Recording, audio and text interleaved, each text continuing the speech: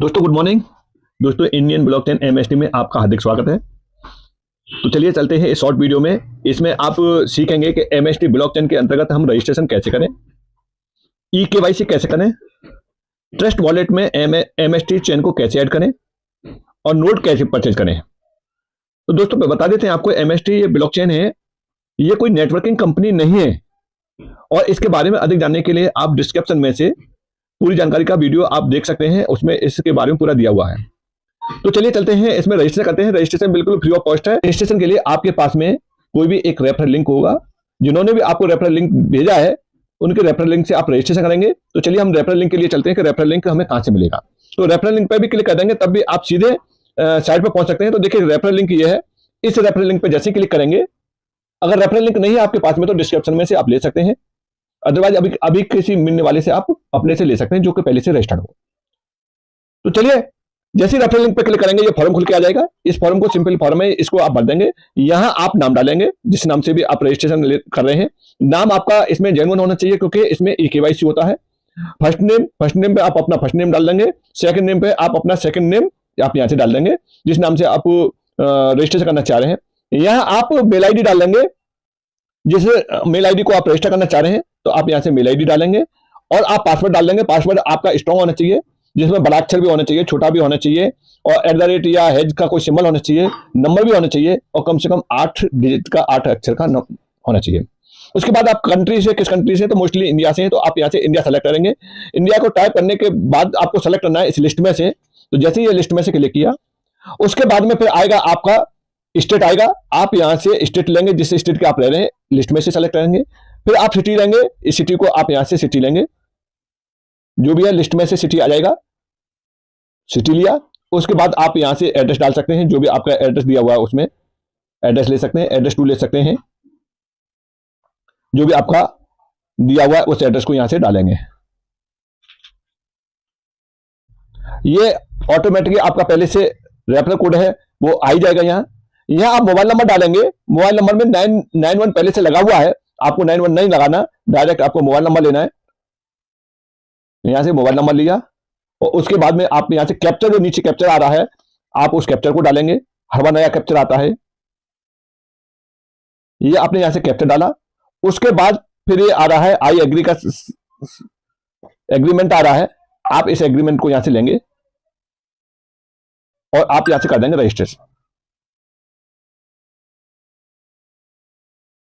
जो भी आप मेल आईडी अपना यूज करना चाह रहे हैं, एक मेल आईडी एक ही बार यूज होगी, एक केवाईसी एक ही बार यूज होगी।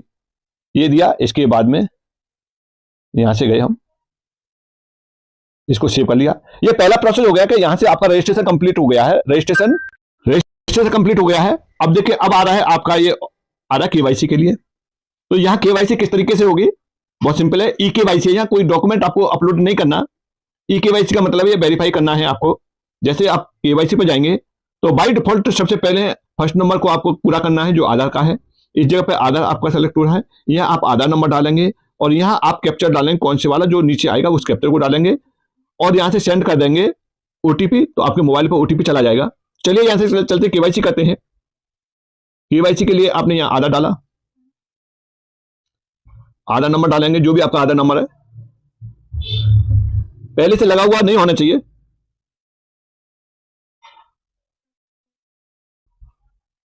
देखिए ओटीपी आ गया, यहां ओटीपी डालेंगे, 1 टाइम पासवर्ड होता है। अब यहां से आपका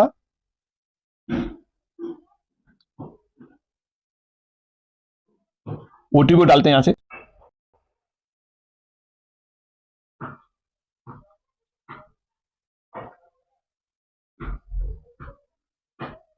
देखिए ये आधार आपका सबमिट सक्सेसफुली हो चुका है।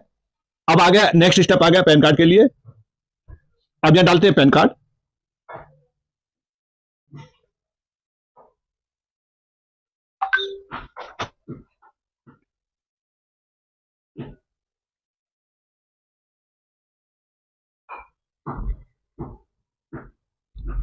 यहां से पैन कार्ड डालने के बाद आप सबमिट करेंगे, ये सक्सेसफुल हो गया।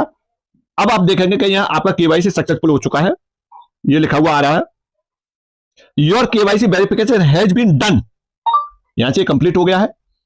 अब हमें क्या करना है, अगले स्टेप पे चलना है। देखिए पहला स्टेप रजिस्टर का सक्सेसफुल हो गया, दूसरा स्टेप केवाईसी का सक्सेसफुल हो गया, तीसरे स्टेप पे चलते हैं कि हम टेस्ट वॉलेट के अंतर्गत एमएसटी चेन को किस तरीके से ऐड करेंगे। अभी इसलिए ऐड करना पड़ रहा है क्योंकि इसका वॉलेट अभी नहीं आया, जब वॉलेट आ जाएगा तो फिर ऐड करने की जरूरत नहीं रहेगी। चलिए चलते हैं ऐड करने के लिए। ऐड करने के लिए सबसे पहले हम जाएंगे टेस्ट वॉलेट पे।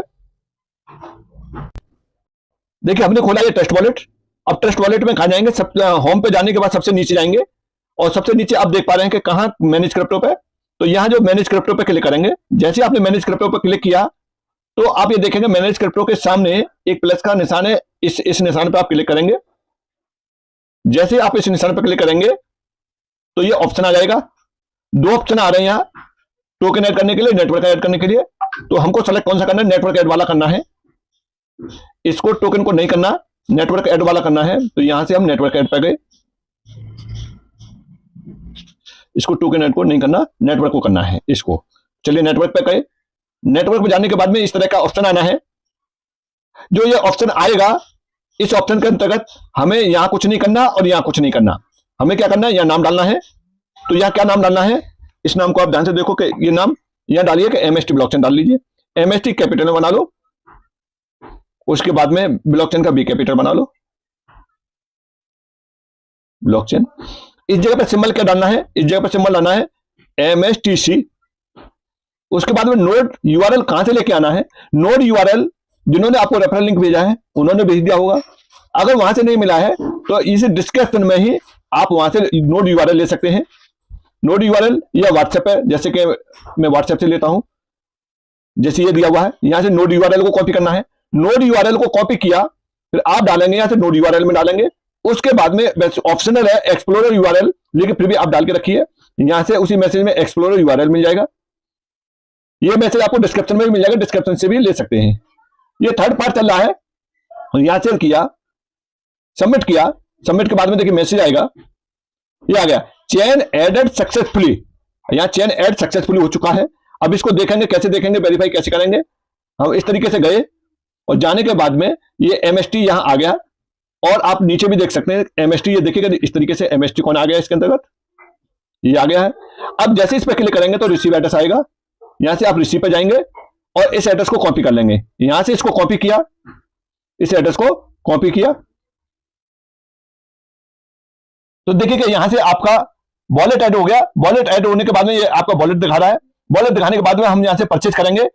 परचेज करने के बाद यहां से आप देखेंगे क्या क्या दिखा रहा है। परचेज करने से पहले आपका ये दिखा रहा है, एक नोट की कीमत दिखा रहा है, 18% जीएसटी दिखा रहा है, ये टोटल दिखा रहा है और इस वॉलेट पर ये परचेज होगा। अब इस जगह पर जैसे ही हम परचेज करेंगे तो इसका बिल जनरेट होगा जो आपकी मेल आईडी पे आएगा। पे नाउ किया, पे नाउ में बहुत सारे ऑप्शन आएंगे। इन ऑप्शनों में से देखिए कौन कौन से ऑप्शन आते हैं। देखिए बहुत सारे ऑप्शन आते हैं, जिसको आप यूज करते हैं उसको ले सकते हैं। अगर आप इस वाले मोबाइल में पेमेंट नहीं, आप दूसरे मोबाइल में आपका खुला हुआ है तो आप यहां से ले सकते हैं ऐप एंड यूपीआई। इस पर जब आप क्लिक करेंगे तो यहां पूछेगा आपकी यूपीआई आईडी पूछेगा, उस यूपीआई आईडी को डाल देंगे तो जिस मोबाइल पे भी यूपीआई आईडी खुली हुई है उस पर वेरिफिकेशन पहुंचेगा। आप वहां से वेरीफाई कर देंगे तो आपका परचेज हो जाएगा। देखिए मैं गूगल पे, फोन पे से परचेज कर रहा हूं, तो किस तरीके से परचेज कर रहा हूं मैं, यहां हमने डाला गूगल पे, मैं गूगल पे से ले रहा हूं तो गूगल पे खुल जाएगा ऑटोमेटिक। इस मोबाइल में कनेक्ट होगा वो वाला। यहां से जैसे हमने इसको खोला, इसको खोलने के बाद में इस जगह पे हम चलते हैं। ये पेमेंट का आ गया 1190 रुपए 77 रुपए से पेमेंट का आ रहा है। किस बैंक को सेलेक्ट करना है वो आप अपने बैंक यहां से सेलेक्ट कर लेंगे पेमेंट के लिए। उस बैंक से ये पेमेंट कट जाएगा। जैसे मैंने इसको लिया ए फाइनेंस बैंक से, यहां से कोड डाल देंगे, जो भी आपका सीक्रेट कोड है उसको डाला और यहां से पेमेंट हो जाएगा। पेमेंट होने के बाद में ये परचेज हो जाएगा। देखिए पेमेंट कंफर्म हो चुका है और पेमेंट कंफर्म होने के बाद में अब ये परचेज का आ जाएगा। टोटली आपका एक नंबर में जीएसटी का बिल जनरेट हो गया होगा। देखिए यहां से पेमेंट सक्सेसफुल हो गया, यहां से परचेज हो गया। परचेज होने के बाद में हम देखेंगे कहां से ये परचेज किस तरीके से होगा, यहां से दिखा देगा। देखिए जितना भी आपने फ्रैक्शन परचेज किया है उस फ्रैक्शन को यहां दिखा देगा। अभी एक फ्रैक्शन को परचेज किया है तो एक को यहां से दिखा दिया है। अब इसका जो बिल है वो भी बिल आपको मेल आईडी पे पहुंच गया होगा, जो भी मेल आईडी डाली है उस पर बिल पहुंच गया होगा।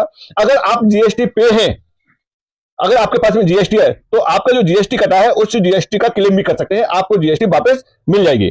तो ये रहा आपका इस तरीके से।